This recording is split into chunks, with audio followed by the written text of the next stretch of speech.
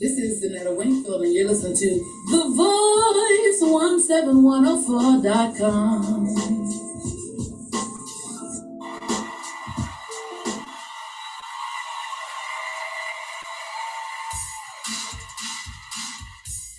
Live from the Voice 17104.com Studio B, it's the Ron Chapel Show featuring news, conversation, and entertainment.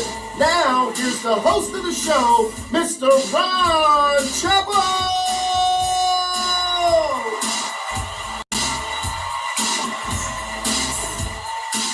Thank you, Pastor Chris Thomas. Good evening, everybody. Hi, I'm Ron Chapel, and welcome to the program. And happy Black History Month. Yes, tonight we're going to commemorate and talk about Black history in America anyway. And now a lot of folks have mixed emotions about the very term Black History Month, or the exercise of a theory of Black history, commemorating it, talking about it. And I got to say, I've got mixed emotions. Part of me say that, asks, well, why should we have to sort of validate, give validation as to why we should be treated as fair as anybody else? We don't owe anybody that. We don't have to prove to anybody that we are worthy of fair treatment and liberty in this country. And there's a side of me that says, well, maybe there is a need to emphasize some of the positive contributions that Black folks have made to this country, especially for the many immigrants that come here from other places where they don't come in contact daily or if at all with Black folks. And they come here and they get a slanted view of the whole situation.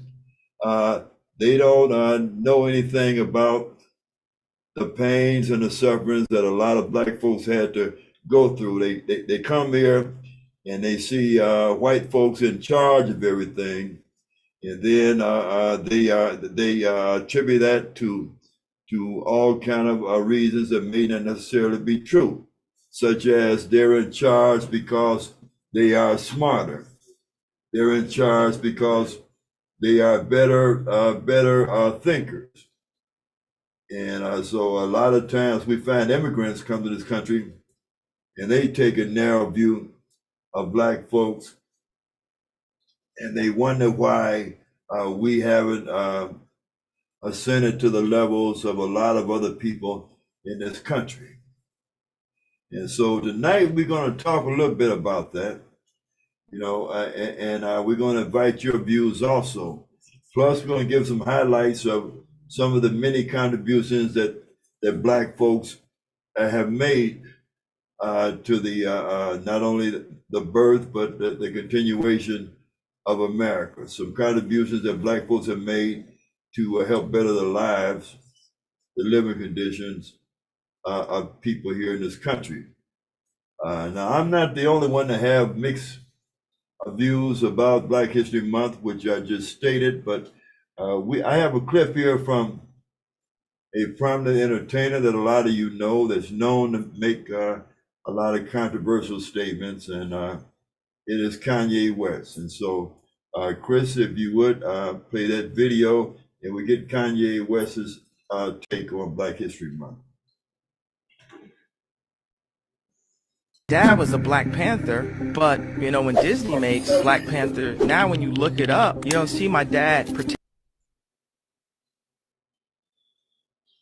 Dad was a Black Panther, but when Disney makes Black Panther, now when you look it up, you don't see my dad protecting his neighborhood. You see this character that's made for Black people to idolize, that was designed by a white person and put out by a white company. So it's controlling the narrative to say, we're going to show you Harriet Tubman, we're not going to show you Nat Turner. and they do it every chance they get. Maleficent, they called her race of people the Moors, and the Moors are, and I just saw it again. I was just like, yo, if you erase our history, most black people, we think we came from slaves. We don't know our bloodline, and we're given Black History Month, and we take that like it's some gift to us. No, it's a programming to us, because also what they show in Black History Month is us getting hosed down, reminding us that we were slaves. Like, what if we had, remember when I cheated on you month? Remember when you first found the text messages? How does that make you feel? It makes you feel depleted and defeated. And so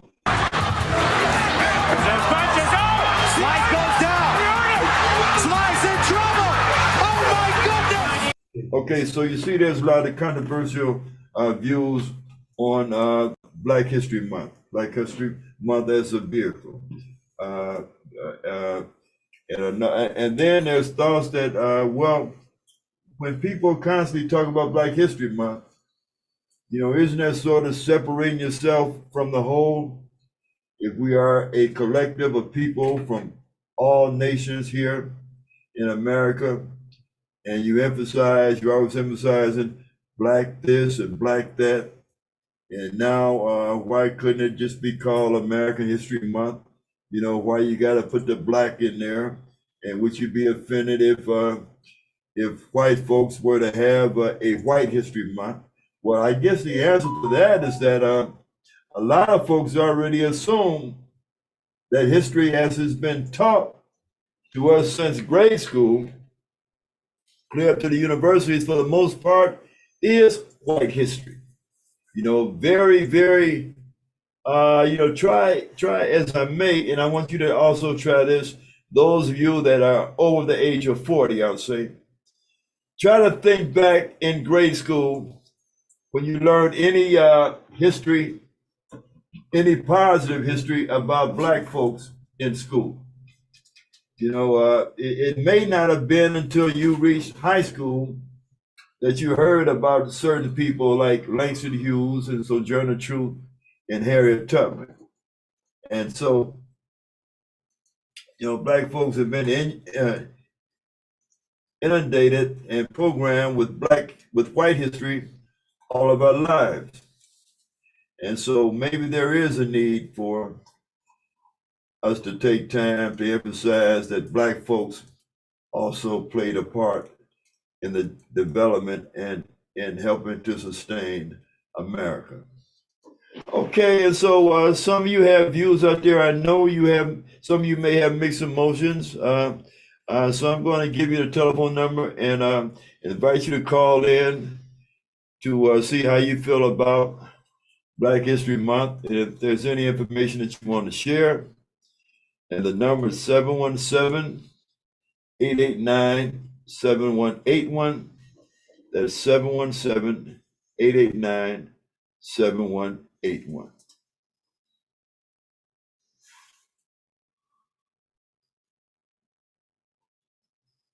Well, Pastor Thomas, while we await our other guests and while we await a call, let me ask you if you can give your briefly give a take on how you feel about Black History Month.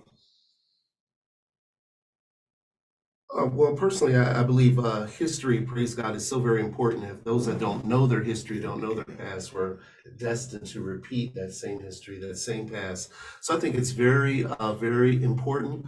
I think it's the manner in which we do present it, I think is so utterly important to make sure that it's a balanced representation, like Kanye was saying, to an extent.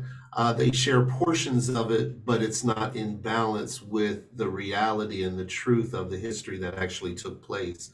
So I guess depending on how we present it and how we showcase it, I think is very important. Not just putting a half a story out there or a half a truth. Let's put the whole truth out there and let us see the history, the past, as it actually took place, not as one person may have perceived it to take place.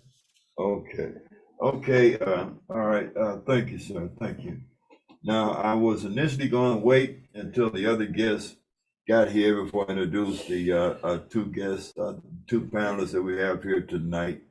But Chris already showed one of the guests, and which well,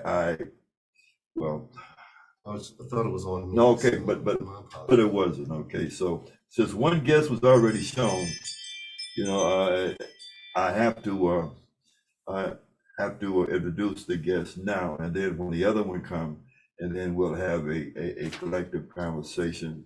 Okay, so the first guest, the panelist here on the program, is no stranger to the Ron Chapel Show or to the Voice 17104.com radio station. Yeah, come on in and have a seat, please. And so let me tell you a little bit about her, as the other guest has just arrived, but let me tell you a little bit about her before I introduce her. Okay, she's a business owner. She's a property owner, and she's also a nurse.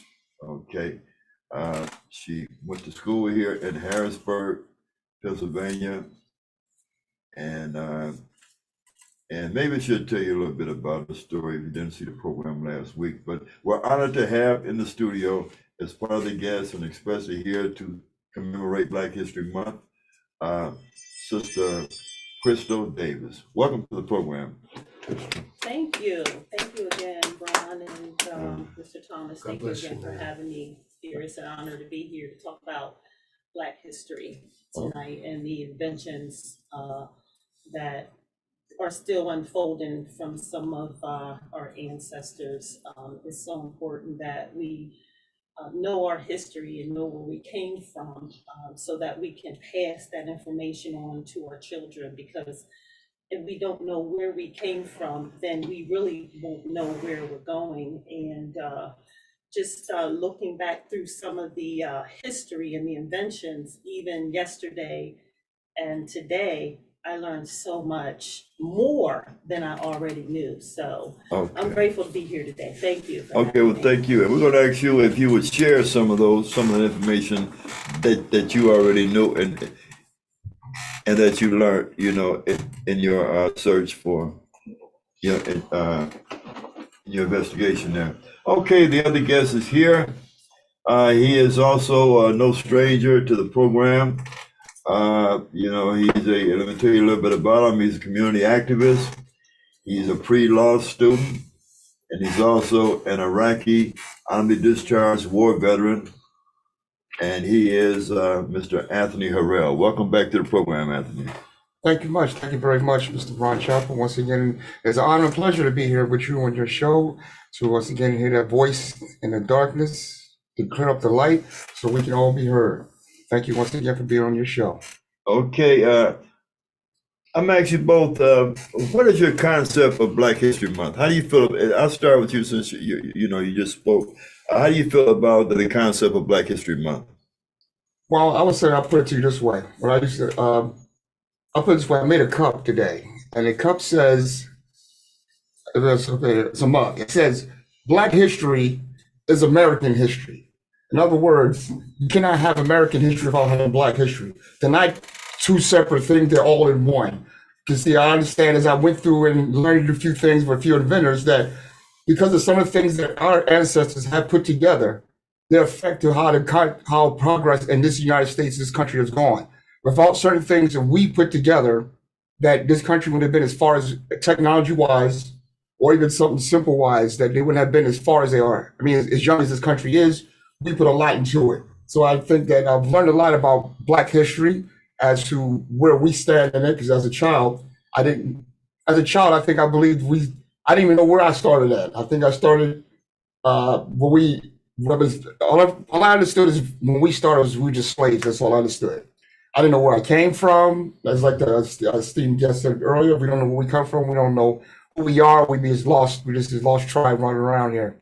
And I didn't know where I started from. I just believed that my history started at this place here. And as I went through and learned a lot of things, going through this Black History Month, and just getting more and more in depth into it, you learn more about the ancestors, what they accomplished, where they came from, where you actually came from, instead of just being, what society has actually put before you, so you came from. So I think Black history it's important, very important, because it gives you a start to want or need to want to go back and figure out, hey, this is what we did. So we just didn't do those three things. Is when I grew up, Black History Month was only Martin Luther King, and it was Harriet Tubman, and it was maybe Benjamin Banneker. I think that's about it. It was like just three people when it came to exactly the Black History Month. It was the same three each year, and I didn't think that we did anything else. We didn't taught anything else. It went till I got older and started to read a little bit more, and individuals came into my life and said, there's a lot more than we did. We contribute to this country that you need to know about. So I think that Black History Month is a very important month. It just, like I said, it's a starting point for us to realize where we came from and what we accomplished, what we put into this country. Okay, all right, thank you, Anthony. Now, Crystal, I first of all, I'm glad that you're here, part of the panel, and I kind of see you, think of you when we think of Black history as, the Harriet Tubman, Sojourner Truth. Black women have been so very, very powerful in the helping with the liberation of our people. They have been fearless. Okay, and some will even say, some archaeologists will even tell you that a Black woman was the mother of all creation. That all peoples sprung from a black woman. Okay, I understand there's a skeleton. There's some DNA skeleton that was found over in Africa that predates a lot of pre-existing thoughts about where civilization started from. And I think they found a black skeleton that's 300 million years old or so. And I think they tagged her as Lucy. And out of her, it said many scientists, many archaeologists will tell you that all nations sprung from that black woman. And so, that's how much I respect, the power of black women, because a lot of us, I grew up in families that were reared by a black woman, who had to wear two hats, who made sure that her children had a warm place to stay, a clean place to stay, and food to eat, and good nourishment.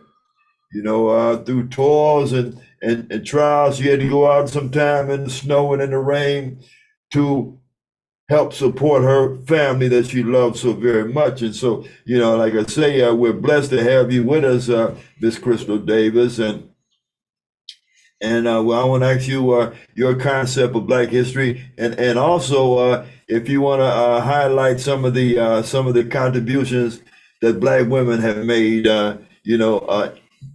along this journey of ours. Thanks again, Ron, for having me on the show. And as you were speaking, I was thinking about the mitochondrial Eve. I think that's what you're talking about, the mother of all human beings. Yes. And I recently just learned and have been reading about the mitochondrial Eve is a female biological ancestor of humans, aptly named the mother of all humans. That's what I'm talking about. Go ahead. Yes, go ahead. It might seem very unusual or even impossible, but the DNA inside the mitochondria explains everything.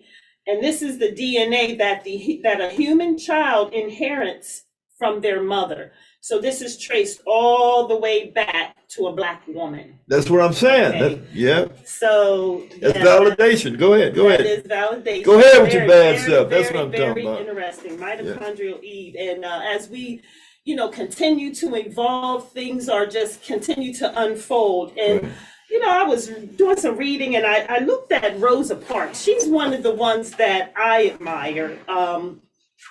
But let me stop here because you mentioned Harriet Tubman. And she is the only one I ever remember reading about when I was growing up and coming through high school. Right. Harriet Tubman and Dr. Martin Luther King. And I admired her because she led so many slaves to freedom. Over 100 people, actually may have been over 300 slaves to freedom.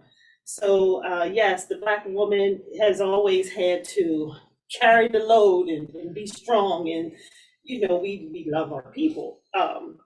So Rosa Parks, an activist, human rights and civil rights activist, she refused to give up her seat on December 1st, 1955. On December 5th, well, they jailed her, they put her in jail, but on December 5th, what was really interesting, and I didn't know the dates until I read up on this, there was an all-day bus boycott throughout the land, and it lasted for over 300 days.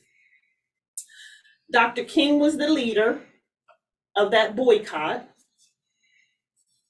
And in 1956, which was a year later, I'm looking at my notes here, the Supreme Court supported the end of racial segregation on municipal buses. Okay. So because of her steadfastness and refusing to budge and knowing who she was, that no human being is better than me just because a person is white or whatever color, she acknowledged that. I admire her so much. Right. And then in 1987, she co-founded the Rosa and Raymond Parks Institute, which is still alive and in effect now. And what they do is they teach children, raise them up, develop them to be self-sufficient. So that's just one person. I have done some research on a couple other of our ancestors, but Raymond Parks was her husband, and they worked together in civil rights and human rights, and so that was Rosa Parks. Rosa Parks was known for her quiet strength, and she was committed to civil rights and human rights. She was also known as the mother of the modern day civil rights movement. Yes. So I get excited. I think Black history is so important because, like we all acknowledge, I didn't really know where I came from growing up. I attended a school down in Baltimore. I think it was Coppin State University. And there are a lot of civil rights leaders teaching down there as we speak today. And I learned so much about Black history, more than I have ever learned. And that was within the last 10 years. So that just goes to show what's in our books and what's not in our books. But it's important. Black history is important. Okay, we're gonna come back to you for some more. Okay, now, Mr. Anthony Harrell, who tonight, I said Crystal Davis make me think of Harriet Tubman and Sojourner Truth. With you, sir, I'm gonna envision Booker T. Washington. As a matter of fact, if you see a picture of him, you kind of resemble it. I mean, you may be related, straight up. But okay, but tell us some of the inventions or great Black contributors to America that you found. Oh, absolutely. I'll talk about the ones that I like the most. Well, actually, I like them all the most, but we'll talk about the ones at the top of the page. Now, like Ms. Davis said, that there's a lot of inventions that today is being affected because of what happened back then. And there are a lot of things that happened back then that we did is affecting life as we know it today. So I'm going to talk about somebody I believe was in the medical field. His name was Daniel Hale Williams, born January 8th, 1865 in Hollidays, Pennsylvania, died August 4th, 1931 in Idlewood, Michigan of a stroke. His education was at Chicago Medical College. In 1913, he was elected as the only African-American to be a charter member of the American College of Surgeons. He actually, what his claim to fame will be, first successful heart surgery. And he did it at Providence Hospital that he founded in 1891 as the first non-segregated hospital. Now, the reason why the hospital was he had to make this segregated hospital because at the time, they didn't allow Black doctors to be inside, certain hospitals. So he had to make up his own hospital so that he can do his practice. Now, when I say that he was the first one to do a successful heart surgery, it actually wasn't heart surgery. What he did was, he was the one that if you had, like a person gets shot or stabbed through the heart, He was the one that was the first one to actually sew the heart closed back. He was the one that if you have a tear in the heart, it's, simple things like that, somebody would stab you or something was impale the heart, he was the one that would go open it back up and go in and actually close the heart. So he was responsible for that. Like I said, that was his claim to fame, that he was the first one to do successful heart surgery. And I said the second one, I'm sticking to my medical theme because as we sit here today, if it weren't for him doing that, I don't know how many people that we have saved with open heart surgery. I mean, because of things that he done that we have evolved on to make it better for us. So he was a pioneer. But he was a pioneer. And the second one would be, who I like the most too, was name by the name is Charles Drew, born June 3rd, 1904, Washington, D.C., and died April 1st, 1950 in Burlington, North Carolina, of a car accident. His education was from McGill University in Montreal, Canada, a member of the Alpha Omega Alpha, a medical honor society. He developed the process preserving blood or without cells. In other words, plasma, which lasted much longer in the whole body, which means he developed the what's called the blood bank. He learned how to separate the plasma from the blood so that he can save it and store it longer. And what happened was, since he did that, it was around 1940. And we know 2 years later, 1942, we had World War II break out. What they did was, since he was such a good at what he did, they came to him and asked him to get up like 15 to 1,600 pints of blood to give to the soldiers over there in other different countries for those that got killed. Because he was able to save the blood, so since he separated out, he found a way to save it. So from the term blood bank, that came from him because that was what his thesis was on. Because actually said his thesis, what he did was called the blood bank, which received a doctorate from Columbia University. So because of that, this is what we now have, what's called a blood bank, because even I've gone to the blood bank a few times to give my plasma up. And I now know that it was because of somebody like me or my ancestors that made that possible to sit there and you can save a life by separating your plasma out and keeping the whole blood and keep it alive and keep human beings alive. But the last thing he did was he also, just besides the military, he helped another group out. The other group he helped out was the Red Cross. And the way this one went down, because again, it was 1942. He helped the Red Cross out, but it was for the military. The blood he was saying was for the military. And at the time, the military didn't believe in having, the black blood and the white blood being the same. It was segregated. They segregated. So what the military said was, you can do that, but the black blood cannot be transferred over to the white blood, and the white blood had to be separated from the black. And because of that, he quit, said, I'm not going to do this. I'm not going to uphold this kind of, racial injustice. If you guys going to take the blood from the black person for, for whatever means you need it for, then I'm not going to do it. So he left that after maybe a year or so, left the military, helping out the military, went back to Howard University, where he became a teacher and moved on from there. Okay. And, a little bit of the rest of the story is that tragically, he died on the steps of a hospital. It was ran by white folks. He died on the steps. He bled to death after an auto accident because they would not admit him to that hospital. Absolutely. After inventing that process, it saved countless lives, and it wasn't, they would not admit him to a hospital because he was black, and he ended up dying right on the steps, tragically. Okay, Chris, there's a person you want to talk about, and I believe that he was the first person to die in the American Revolution, and he happened to have been a black man, and I know they have a statue of him in Boston Commons in Massachusetts. Okay, so can you tell us about that black man, Chris Thomas? Sure, just some quick facts. And the man you're talking about, I believe, is Mr. Crispus Attucks. Yes, sir. Again, he's an African indigenous sailor, and like you aforementioned, one of the first victims of the Boston Massacre. Again, quick facts: he was born in Farmington, Massachusetts. His date of birth was 1723. His transition His time of death was March 5th, 1770. Place of burial was also Boston, Massachusetts. He was buried in a cemetery, the Granary Burying Ground. Again, he's a sailor of mixed African and indigenous ancestry. He died in Boston, again, March 5th, 1770, after British soldiers fired 2 musket balls into his chest. His death and that of 4 other men at the hands of the 29th Regiment became known as the Boston Massacre. Death instantly transformed Attucks from an anonymous sailor into a martyr for the Burlington revolutionary cause. Okay, so there you have it. There you have it.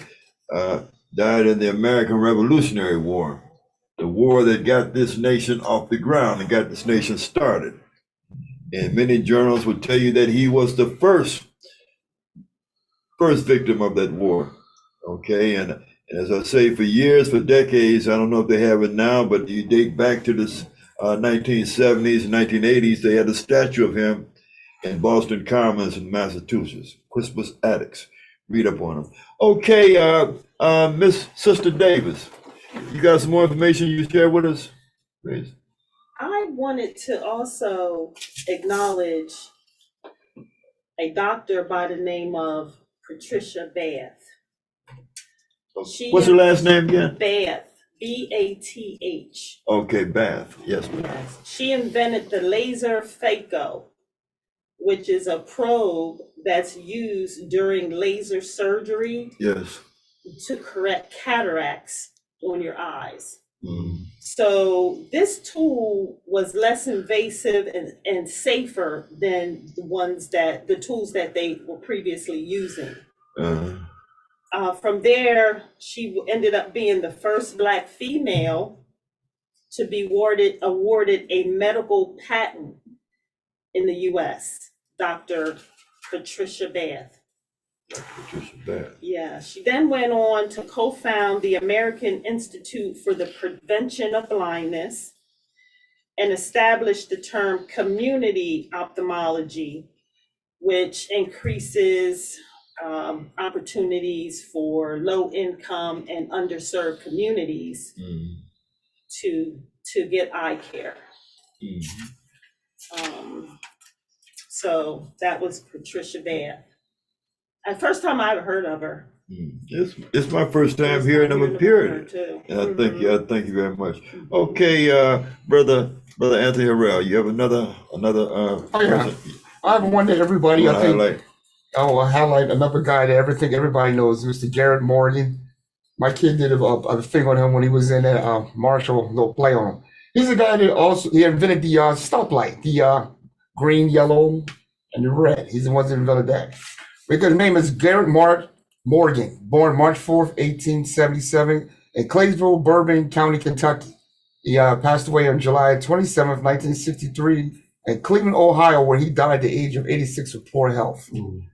His education, unlike the other two, where he went on to great heights and things, he graduated only from the 6th grade. So just so you kids out there, people out there understand, you don't have to go do a whole lot of education. Not there's nothing wrong, but you don't have to get a whole lot of education to make a big impact in this world. He only had a 6th grade education. I wouldn't suggest you get one now, but he only had, at the time, he only had a 6th grade education because at that time, that's all the highs they were supposed to go to because they had to go out and go work because that's all at that time of year, that's what it was good for. He worked in the clothing manufactory where he repaired sewing machines. That's where he first got his invention bug from. He also was the first one. He also invented the zigzag attachment to a sewing machine. So, you know, the ones when you be sewing certain things with a sewing machine, he's the one that was responsible for that. In 1907, he opened his first shop and became, when he became conscious of his heritage, like we all do once we start learning, there he, with others, he started the Cleveland Associates of Colored Men. That's what he made suits and all kind of things for the people of color at that time. The 3 stoplights signal was what he's mostly made for, but he also invented those things. Now, after he came to Morgan, he was in Cleveland. How did it come about? He made the stoplight. What happened was he was in Cleveland. Now, Cleveland is a small streetways, small alleyways. So a lot of traffic was getting jammed up a lot. Because back then they had just either stop or go. So it wasn't really any lights, anything. It was actually a person who held the little switches, so he would click stop or go. At the time, it wasn't. The traffic would be horse and buggy, bicycles, and maybe a trolley car, and your usual pedestrians walking back and forth. And what happened was he noticed one day he saw a bad accident happen because of there was no warning, like with the until then. With the yellow light, it was a caution light to slow down or to get ready. Something about to happen. Something about that. Your turn might be coming. The next guy might be coming through.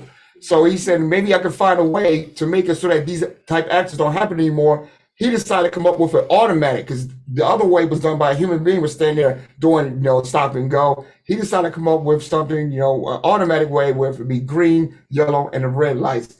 And that's because of an accident and a few things he saw. He decided this is the best way to contribute, to help out, to make things better for this country, or at the time for Cleveland at the time, which today we all enjoy still the yellow, the red, and the green stoplight to this day. So as we said before, the other host talked that everything that was from that time, from the early 1900s up until now, is still in effect now, still working and still contributing to this country. And I think a lot of children should know about some of these people, because like we said, we grew up knowing only maybe three. But I think if the schools were to teach a little bit more, or we would make a bigger deal about different people like we did today, which I'm glad you gave us the opportunity to do, talk about different people instead of the ones we always know, and say, hey, we did invent that, we invented that, we was surgeons, we was doctors, we had our own clothing line, we had a lot of things more than just Martin Luther King and those few things. We have a lot of things that give you more of a self, a knowledge of self, so you say, I can do that then maybe I can go out and go do this and make something and contribute to this country. So that's what I think about history. Okay.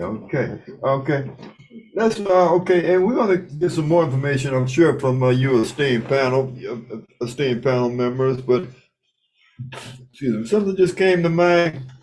Some of the terminology that a lot of your black elders might have used, such as, who ever heard of the term giggle box? You ever hear that term, Chris? Giggle box?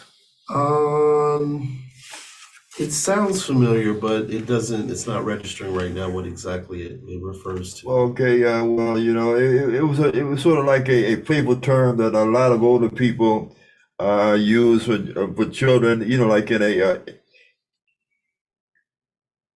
endearing way, because they kept laughing and they were very playful, and so they called them a little giggle box, Sure.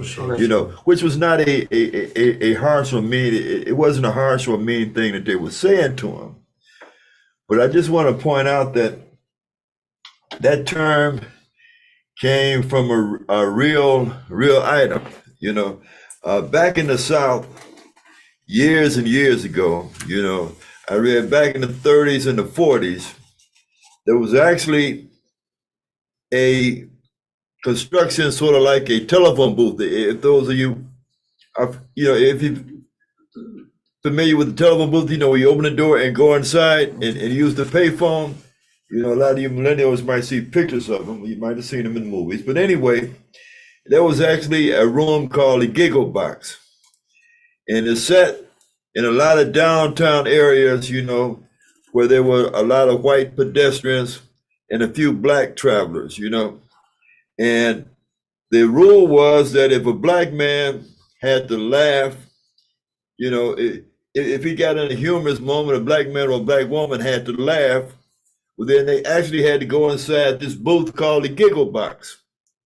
So wouldn't nobody see him laugh, because they did not want that laughter to be mistaken at him laughing at a white person, that might have just slipped and fell or something like that, or somebody's hat might have blew off, and so they don't want it taken that he's laughing at that white person. So he actually had to go into a giggle box to laugh, and that's a true story, and that's a true part of history, the giggle box, But you got some more information you want to share with us, Ms. Davis? Madam C.J. Walker. Yes, yes. Tell us about Madam C.J. Walker. C.J. Walker.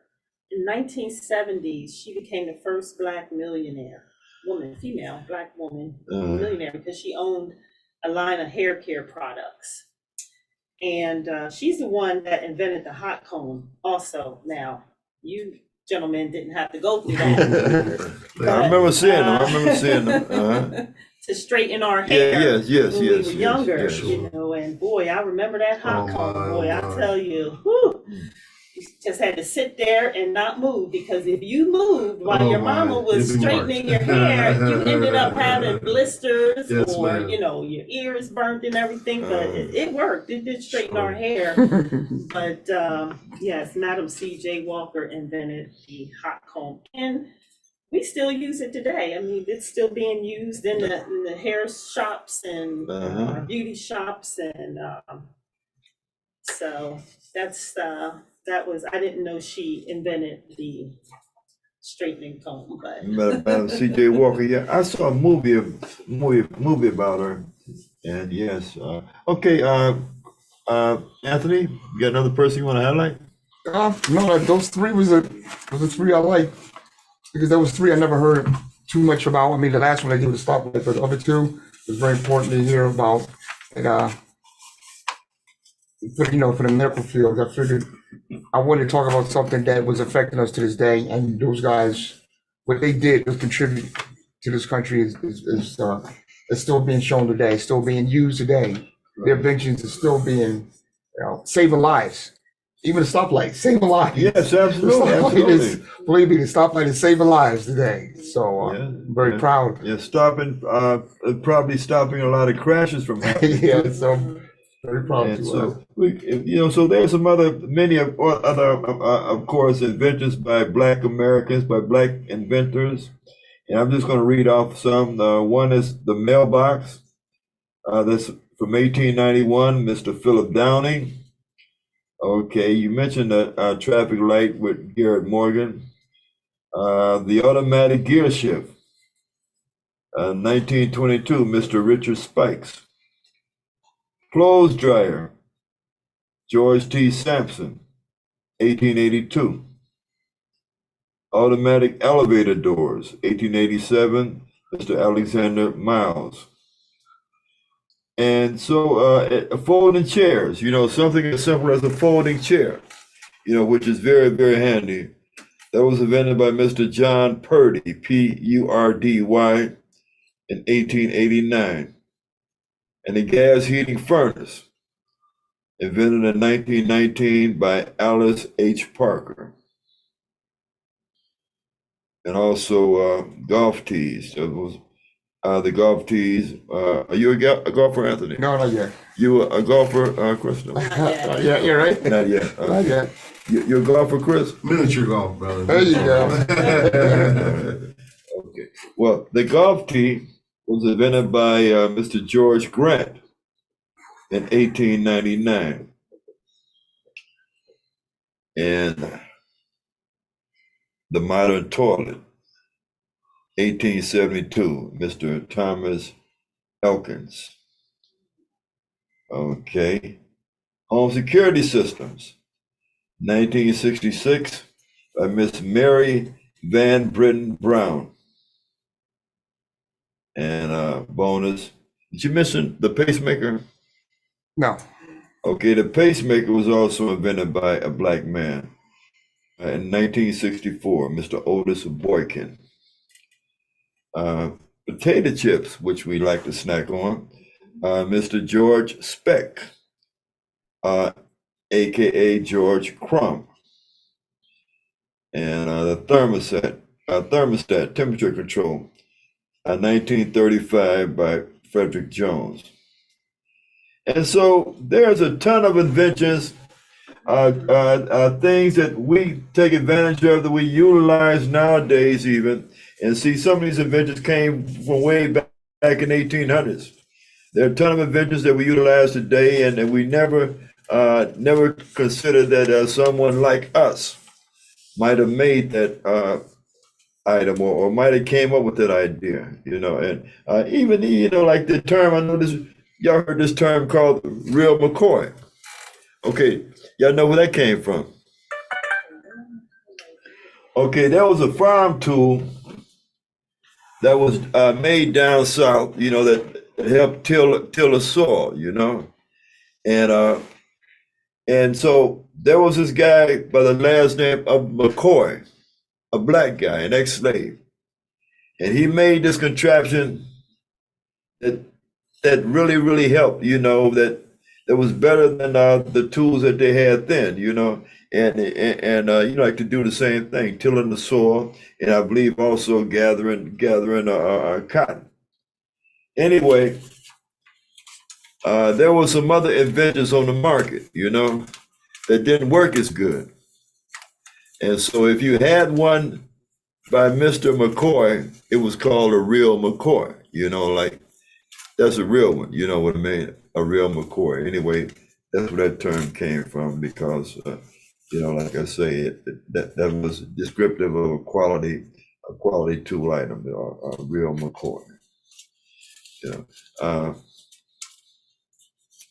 And so there's a lot of history. There's a lot of history that a lot of black folks don't know about themselves. And like it's been stated, if you don't know where you came from, well, you cannot really realize where you're at now in this stage of your journey, and you surely may not know where you're going, and so it's very important, for those of you out there to teach the younger ones in your lives some of the history that we all have in common. I often believe that if a lot of these black folks knew what the struggles that their parents and foreparents went through, for them to enjoy what they have now, they'll have more respect. They'll have more respect of their elders. Yes. You about to say something, Ms. I'm Davis? just agreeing with you. Well, come on, express it. Yeah, let's hear your views. Oh boy, yes, we our ancestors went through a lot, and when I think about the struggles, the pain, the lynchings, all the death, I think about the dreams that they had, the prayers that went out, and I believe that we are here today, and that those dreams and those ideas and those prayers are being fulfilled through us slowly. But yeah, I feel connected to our ancestors, and I don't think I could have lived back then. I probably, I would have ran, and I probably would have been one of the ones to either be like a Harriet Tubman, and I would have let my family members and other slaves out, or either I would have died, because it was a quote that she says, and I'm gonna have to look it but something to the effect that I think I know that. Oh, no. Go ahead. No man, she would either, they would have to catch her, she would die. She would not be caught alive. That's what she said in a nutshell. Right. She would live free, or she would die. And that's how she lived. Yeah, I know. One of the other quotes that she's known for is she said she freed, I think, 1,000, 500 or 1,000 slaves, and she could have freed more if they only knew that they were slaves. Now, as far as living back then, I think I would have ended up on a tree. Either I would end up hanging on the tree, especially with my big mouth, because I would try to organize the slaves to rebel, to try to get away. I would have either ended up on a tree, or I would have been tracked down and killed trying to escape. I really believe that's what might have happened had God brought me around in that particular era. Anthony, you were about to say something. Oh, I was going to say, besides us learning those three people they used to give us on all those days. There was one that they was always tell us to stay away from. And I never really understood it. They always say, we're going to talk about Martin, but we're not going to talk about Malcolm. And I always wonder, why do they always say, stay away from him? For years as I grew up as a child, they always say, stay away from Malcolm. Don't learn nothing about him. He's just a bad guy. He's just a bad guy. Do not learn anything about Malcolm. But for a long time, I was lost as far as I didn't know who I was, my background, any of that stuff. I didn't know where I fit in society. And one day I did watch the Spike Lee movie. He did Malcolm X. Yes. I think it was Denzel Washington. Yes. Denzel played Malcolm. And after I watched that movie, I began to get a sense of who I am. I get a sense of where I came from, a sense of what I can accomplish, a sense of I'm not a victim anymore. That I'm strong as these people that I saw before, as strong as Malcolm was. And I seen how he went from what they say he used to be to how he changed. Because he got out in the world and he saw that the world was not exactly as he saw it to be. He saw the world was a lot bigger than where he lived at. Right. And when he went overseas and saw something different, he changed. And I saw that change, and I watched and I saw that chances, and that's what it is then. They kept him from us because they think that we would take the worst aspects of him, what he used to be. They think that we would try to be in that mind frame instead of what the later one was. The same way I guess they do with Martin Luther King. They always show us that I give the dream speech, but we know later on in life he said that I let my people into a burning building. I come for the check for my people. So I realized too that when it comes to Black history, I'm glad we tell. That's why it's important that Black history is that we tell the true stories of how our people did from A to B, and don't let others show us and say, well, we're going to show you just this side of them and keep portraying only this person. Right. We need to see the whole person so that we can see how they evolve, so we can evolve. So if we might think a certain way, and we can say, well, he thought this way at first, but with more knowledge and more experience in life, he saw things this way, and then he evolved. I think that's what a lot of our children, I think that's what I need at the time, so I can get to understand who I was. Because I try to emulate just anything I saw because I didn't know who I was. So I understand when everybody here say, if you don't know who you are, you'll fall for anything. And that's for that to be true. That you'll just, okay, I'll do that then. I'll be that and I'll be that because I don't know who I am. I just want to be something. Until Black History Month came along and other people, other elders sat me down and says, this is who you are, this is where your people came from, and this is what you're about. So I am very, very happy about Black History Month, which it was 365 days, which you can be if you wanted to be. You can appreciate Black people all year round. To me, I try to appreciate my Blackness all every day, all day long, 365 days, and I try to teach that to my those around me. Be proud of yourself. You have to don't hang your head low. Don't be no victim. But you've accomplished a lot. You've been in every war in this country. You helped build this country. It weren't for you. And I try to tell people, if it weren't for Blacks, there would be no United States. It's as simple as that. There would be no country. There would be none of this if it weren't for us here. We did more than just, what they say, we do more than just dance and sing. We did a whole lot more than that.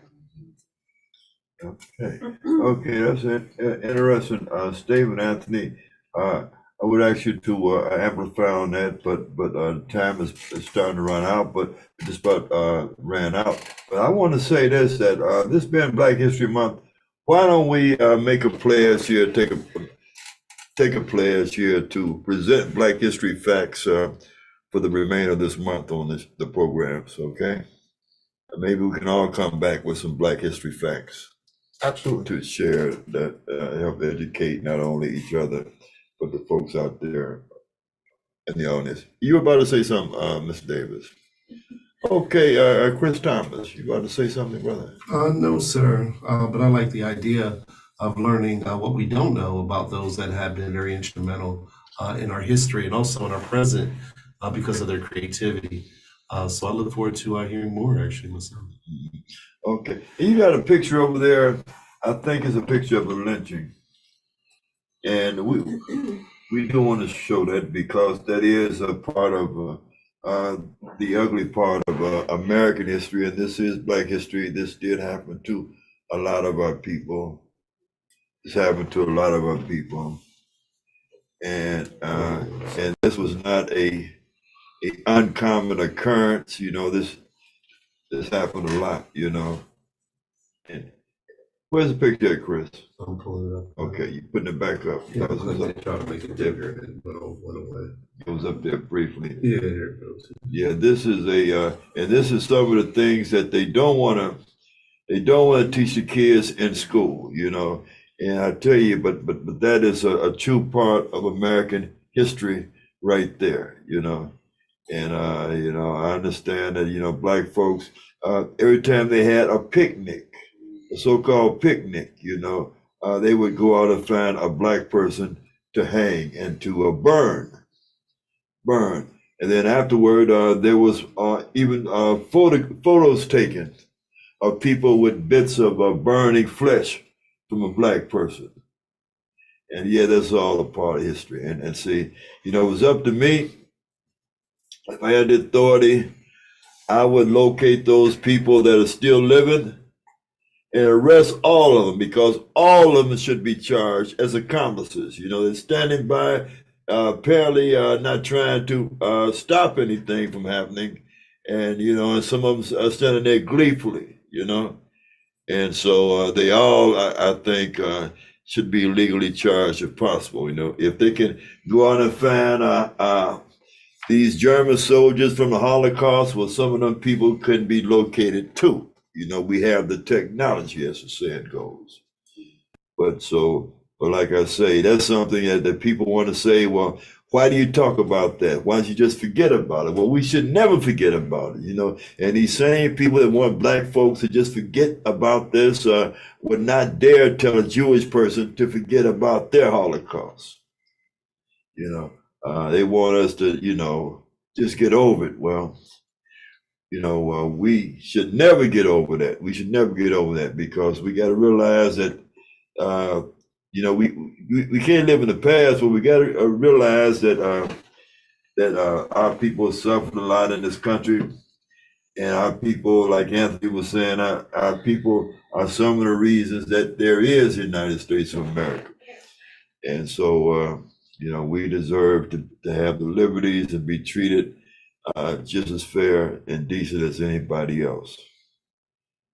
You know, and so anybody, I'm giving y'all the closing comments. You wanna go? I just want to say something real quick. And show the cup you made to him. Oh, doesn't say. And is it for sale? These are you selling those? Yeah, you can buy them if you want. Okay. Well, give us some contact information after your statement. Oh, okay. You can catch me on Facebook go ahead and look up Anthony Harrell, and you'll see me on there. Just DM me, and I'll make you a cup, whatever you like. Anything, you can put anything on it, doesn't matter. We do it all. What I wanted to ask the question was, maybe back to real quick question is, I was trying to understand. I said that we watch how the involvement of maybe Malcolm X and Martin, how they evolved from one destination to another. And I sit back and I wonder, in the beginning, they didn't like Malcolm.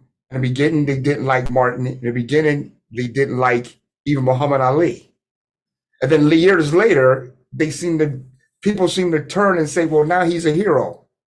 I always was confused a little bit about that. How in the beginning, you didn't like him. You like, when it came to Muhammad Ali, you stripped him of the title because he didn't want to go to Vietnam, because he said he had no problem with the Viet Cong and this and that. And we shouldn't be over there fighting them, which was a lot of people felt that way. And they demonized him. They made him almost go broke for that. Then years later, they love him again. I was confused about, even when they did Malcolm, even Martin. They didn't love Martin at first. If you watch all his marching, they tried to kill him. They beat him to death. And they was doing everything to him to discourage him. But years later, now in our time that we sit, now they hold him up as he was a champion. I never understood how they get that concept. Did they evolve just like the characters they talk about? Yes, apparently. Okay, you're about to say something, Kristen. I was just thinking about modern day slavery and how some of us continue to replicate the behaviors that was taught to us, killing each other, fighting. Woody Lynch syndrome. Yes, and we still have a long way to go in terms of elevating our minds and really realizing our potential. Because if these doctors and our ancestors could do so much with so little Yes. back then, how much more can we do now? And I really want to see us continue to evolve. It really hurts me when I see the modern day slavery, how, things are happening right in our communities. Right. And we're doing it to ourselves. So it's still a lot more teaching that has to go on, and just continuing to help each other and teach our children. And there's no reason why we can't continue to do anything that anybody else is doing. Start businesses, become wealthy, Right. Okay. love well, each other. absolutely. And all of that. Yeah, let's pick it up on the next program because this one is out of time, and Chris and the tax collector will be sending messages. And so we want to thank y'all for tuning in, and I want to thank my very special esteemed panel, Mr. Anthony Harrell and Miss Crystal Davis. And Anthony, we gave you the information if you want to get a cup from Anthony, and he can put your picture on your cup also. And just before we close, Crystal, you have a home care agency. Give the telephone number or website, please. The website to the home care agency is www.athomepersonalcare.us. The phone number is 717-889-6113. So anyone can call anytime, and we'd be more than happy to assist them. Okay. And Chris is a part of Harrisburg Black History. He's the first owner of an internet radio station here in Harrisburg. And so we want to salute Brother Chris Thomas, Chris and Melissa Hall Thomas, a part of Harrisburg's Black History. And we thank y'all for tuning in. And please tune in next Monday night, same time, same location. Thank you, and good night, everybody. Did